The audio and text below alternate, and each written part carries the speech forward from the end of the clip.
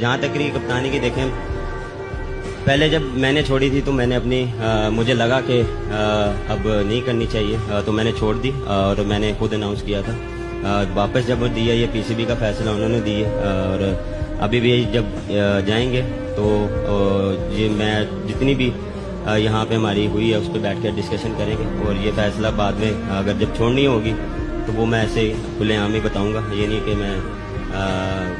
पीछे बैठ के कोई अनाउंस करूंगा, जो भी होगा सामने होगा, लेकिन अभी फिलहाल इस पर मैंने कुछ होता नहीं, जो फैसला वो किसी भी।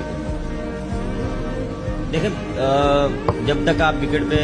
स्टे नहीं करेंगे, पार्टनरशिप बिल्ड नहीं करेंगे, डॉट बॉल ज़्यादा खेलेंगे तो आप पे प्रेशर आता रहेगा, क्योंकि यहाँ पे देखें फिर